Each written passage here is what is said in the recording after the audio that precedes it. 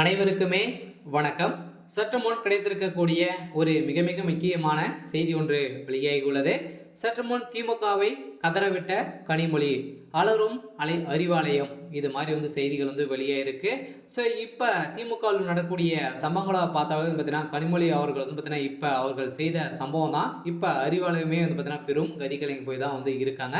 So அதனால் திமுக சேர்ந்த தலைமையகம் பார்த்தீங்கன்னா செய்யக்கூடிய வேலை எந்த ஒரு வேலையும் சரியில்லை அப்படின்ற மாதிரி தான் கனிமொழி அவர்கள் பேசி வந்திருந்த நிலையில் இப்போ 2025 முதல் சட்டப்பேரவை நடந்த கூட்டம் நடைபெற்றது இல்லையா. ஸோ இதில் பார்த்தீங்கன்னா நிறைய தீர்மானங்கள் நிறைவேற்றப்பட்டிருந்த நிலையில் ஸோ இதில் திமுகவுடைய முக்கிய புள்ளிகள் எல்லாம் பார்த்தீங்கன்னா கலந்து கொள்ளாத இருக்கும் நிலையில் ஸோ கனிமொழி அவர்களும் இதில் ஸோ கலந்து கொள்ள இருந்த நிலையில் தான் இப்போ பார்த்தீங்கன்னா அவர்கள் எழுப்பிய கேள்வியால் ஸோ அறிவாலயமே பெரும் மலரக்கூடிய சம்பவம் நடந்திருக்கு.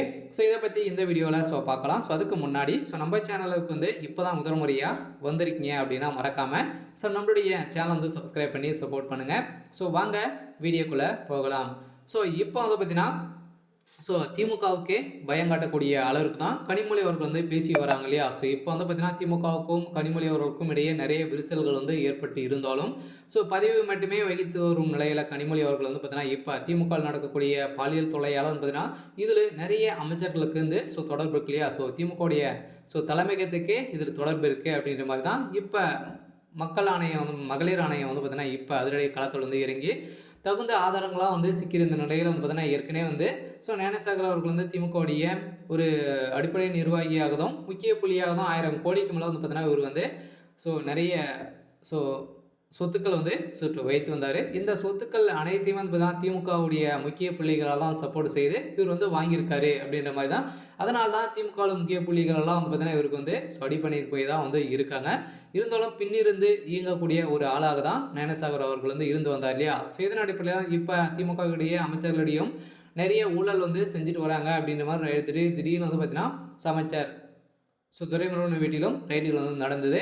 இந்த ரைடின் அடிப்படையில் தான் திமுகவுடைய தலைமையகத்துக்கு ஒரு மிகப்பெரிய இடியாக இருக்கக்கூடிய அதிர்ச்சியான சம்பவங்களாக தான் நடந்திருக்கு இல்லையா. ஸோ இதன் அடிப்படையில் தான் கனிமொழி அவர்கள் பார்த்தீங்கன்னா இப்போ ஸோ அவங்களுக்கு தெரியாமலே ஸோ நிறைய ஊழல்கள் செஞ்சுட்டு வராங்க அப்படின்னு திமுகவுக்கு எதிராக பேசி வரும் கனிமொழி அவர்கள் தான் பார்த்தீங்கன்னா இப்போ வருகின்ற சட்டமன்ற தேர்தலுக்குள்ளே திமுக சுக்கு நீராக உடையக்கூடிய திமுகவுடைய கூட்டணி விரிசல் ஏற்படுறதுக்கான அனைத்து சஸ்பெண்டுகளும் இருக்குது.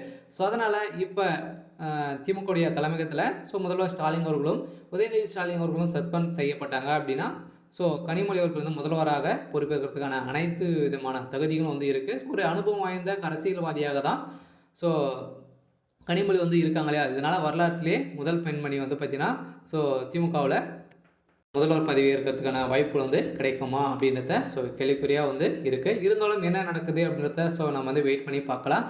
ஸோ இது மாதிரி செய்திகளை தெரிஞ்சுக்கணும் அப்படின்னா மறக்காமல் நம்மளுடைய சேனலை சப்ஸ்கிரைப் பண்ணிக்கோங்க. தேங்க்யூ.